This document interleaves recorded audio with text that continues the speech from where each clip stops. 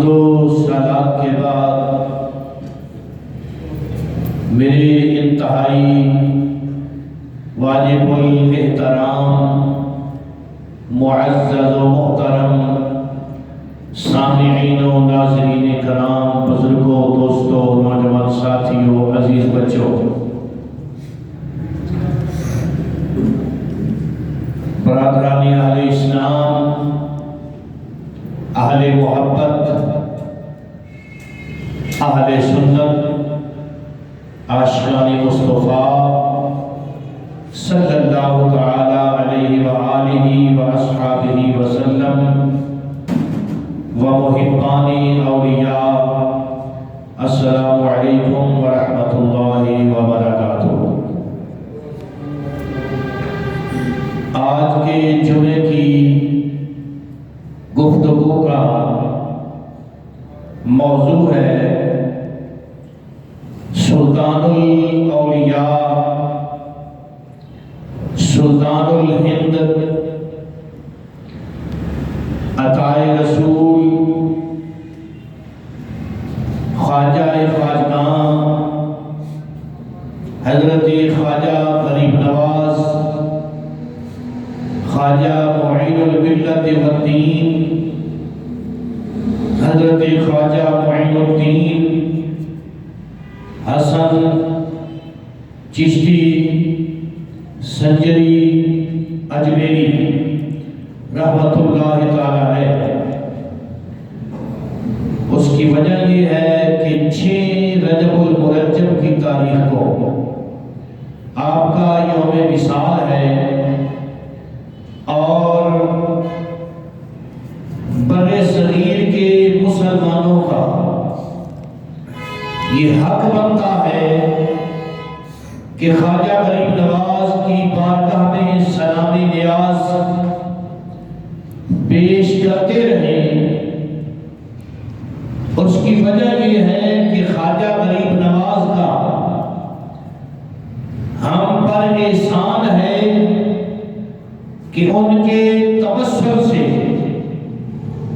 ان کے تصدق سے اور ان کے طفیل اللہ تعالیٰ نے ہمیں مسلمانوں کے گھر پیدا کیا۔ تاریخ کے اوراق اس بات کا اعلان کرتے ہیں کہ 1 کروڑ کے قریب آپ کے دست حق پرست پر ہندو راجاؤں نے، جوگیوں نے رسول اللہ صلی اللہ علیہ وسلم کا کلمہ شریف پڑھا اور دائرہ اسلام میں داخل ہوئے۔ آپ سے قبل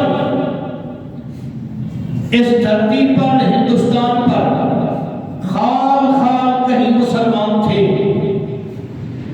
آپ جب تشریف لے کے آئے تو اللہ کی توفیق سے آپ نے ہر طرف آمنہ کے لال کے دین کا پرچم لہرا دیا۔ آپ اولو العزم اولیاء کرام میں سے ہیں، اور تقریباً 7.5-8 صدیاں ہونے کو ہیں، آج تک آپ کا چرچا اسی انداز سے ہو رہا ہے کہ جس طرح ابھی آپ کا زمانہ گزرا ہے، اور آپ کا یہ فیضان ڈائریکٹ آمنہ کے لال کی بارگاہ سے آپ کو نصیب ہوا۔ اللہ پاک نے قرآن پاک میں ارشاد فرمایا، نحن اولیاؤکم،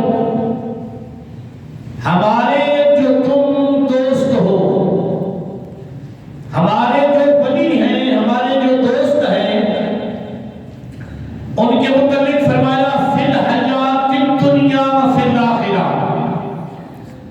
یہ دنیا کی زندگی ہو یا پھر آخرت کی زندگی ہو، ان کے لیے اللہ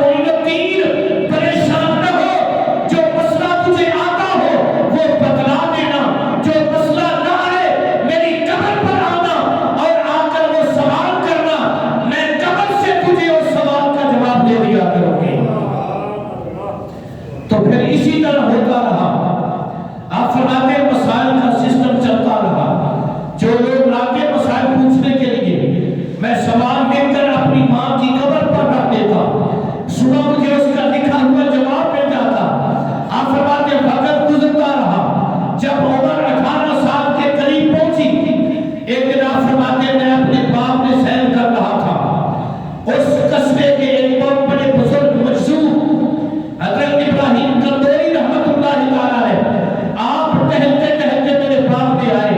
آپ فرماتے ہیں خاندانی تعلیمات کے مطابق میں نے ان کو بڑے ادب احترام کے ساتھ بٹھایا، اپنے تخت پر بٹھایا، اور میں نے جو بہترین پکے ہوئے انگور تھے ان میں سے کچھ گوشے توڑ کر آپ کی خدمت میں پیش کیے۔ آپ کو یہ میرا ادب بڑا پسند آیا۔ آپ نے اپنے تھیلے سے ایک سوکھی روٹی کا ٹکڑا نکالا، کچھ راویوں نے لکھا ہے کہ چمڑے کا ٹکڑا تھا، وہ اس بزرگ نے اپنے منہ میں چبایا، چبا کر مجھے دیا، اور جو ہی میں نے اپنے منہ میں وہ ڈالا اس کے اثرات جب اندر داخل ہونا شروع ہوئے تو میرے اندر کی دنیا بدلنے لگی، میرے اندر کی کیفیت بدلنے لگی، میرے اندر کے حالات بدلنے لگے۔ آپ فرماتے ہیں وہ بزرگ دعا دے کر چلے گئے، ان کا جانا تھا کہ میرے اندر سے دنیا کی رغبت ختم ہو گئی، دنیا کا پیار ختم ہو گیا، یہ دنیا داری ختم ہو گئی۔ آپ فرماتے ہیں میں نے وہ باغ جو مجھے وراثت میں ملا تھا ایک دن میں تو سارے کا سارا اللہ کے نام پر خیرات کر دیا، سب کچھ اللہ کے نام پر تقسیم کر دیا۔ اب علم حاصل کرنے کے لیے اللہ کی توکل پر چل پڑا۔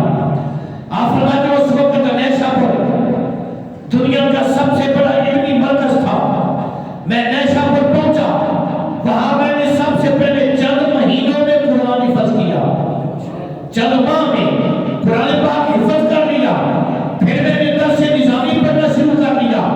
آپ فرماتے ہیں چند سالوں میں نے درس نظامی مکمل کر لیا۔ جب میرے سر پر دین کی تعلیم کی دستار باندھی گئی، اس وقت آپ فرماتے ہیں 25 سال کی عمر کو پہنچنے والا تھا، اور پھر جب میں نے قرآن بھی حفظ کر لیا، دین کا علم بھی حاصل کر لیا، اب پھر میں پیر کی تلاش میں نکل پڑا، شیخ کی تلاش میں۔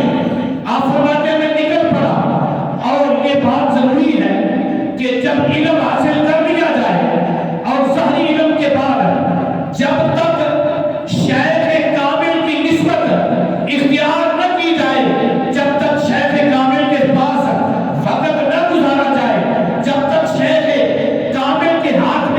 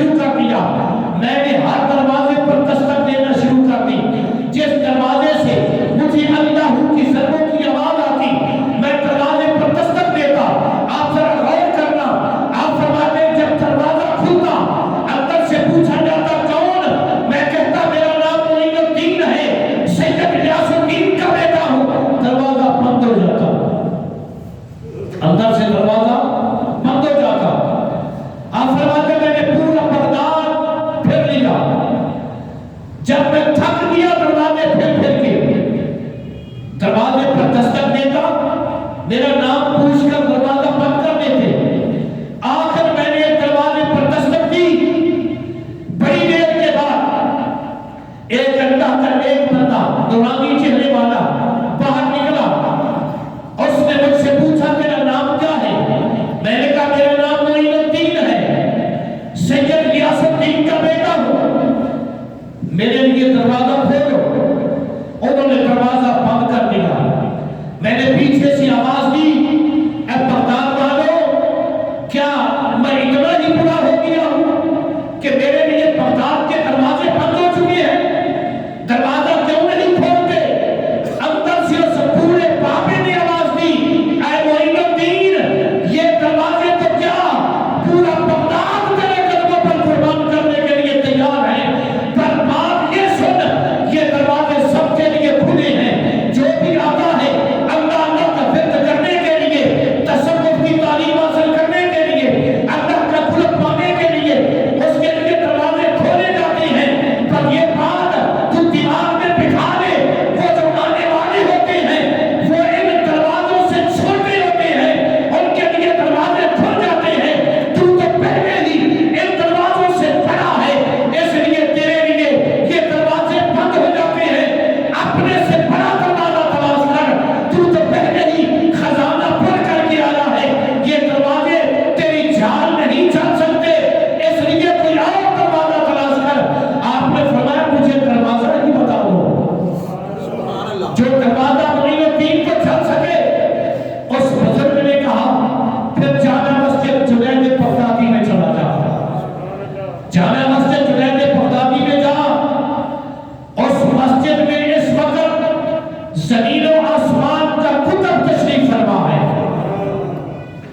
اس وقت جامع مسجد جنید بغدادی میں کتب ارض و سما تشریف فرما ہے، وہ تیرا انتظار کر رہا ہے۔ اس کا نام کیا ہے؟ خواجہ خاتمان حضرت خواجہ عثمانی ہارونی رضی اللہ تعالیٰ عنہ۔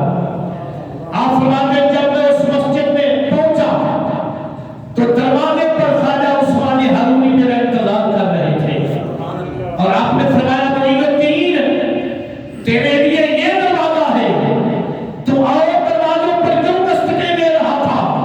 تیرا فیض تو یہاں پڑا ہے، تیرا انتظار تو یہاں ہو رہا ہے۔ آپ نے جاتے ہی سینے سے لگایا، سینے سے لگا کر آپ نے پوچھا قرآن پڑھے ہوئے ہو؟ عرض کیا حضور پڑھا ہوا ہوں۔ آپ نے فرمایا پھر مجھے سورہ بقرہ کی تلاوت سناؤ۔ ذرا غور کرنا، یہ پیر کی ابتدا ہو رہی ہے۔ سورہ بقرہ آپ نے تلاوت کی، 2.5 سپارے بنتے ہیں، نہ بھی پانی پیا ہے، نہ کوئی کھانا طلب کیا ہے، نہ پوچھا گیا ہے۔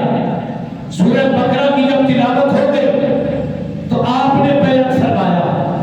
بیعت فرمانے کے بعد آپ نے فرمایا معین الدین، میں اب جا رہا ہوں، تو اسی جگہ پر بیٹھ کر 1000 مرتبہ سورہ اخلاص کی تلاوت کر۔ 1000 مرتبہ سورہ قل هو اللہ کی تلاوت کر۔ آپ فرماتے میں نے سورہ اخلاص کی تلاوت شروع کر دی، اگلے دن تک میں نے 1000 مرتبہ سورہ اخلاص کو مکمل کیا، اور آپ واپس آئے، اور جب آپ تشریف لے کے آئے تو آتے ہی جب میرے چہرے پر نظر پڑی تو خواجہ عثمانی ہارونی نے فرمایا، اے معین الدین، اب وقت ضائع نہیں کرنا چاہتے، قریب آپ نے اپنا خلافت کا جبہ خواجہ معین الدین کو عطا فرما دیا۔ سب درویش حیران ہیں کہ ہمیں کتنے سال گزر گئے، ہمیں یہ سعادت نصیب نہ ہوئی۔ یہ درویش عجیب درویش ہے، ابھی کل آیا ہے اور آج نعمت خلافت سے مالا مال کر دیا گیا ہے۔ حضرت خواجہ غریب نواز فرماتے ہیں پھر میں نے 20 سال، کتنے سال؟ 20 سال اپنے پیر کی خدمت کی، 20 سال تک۔ اور اس خدمت میں کیا تھا؟ ذرا غور کرنا، آج ہم بھی مرید ہیں، ہمارے پیر بھی ہیں۔ خواجہ غریب نواز فرماتے ہیں اور 20 سالوں میں خدمت کیا تھی میرے پیر کی؟ وضو کے پانی کا اہتمام میں کرتا تھا، آپ کے غسل کا اہتمام میں کرتا تھا، آپ کے برتن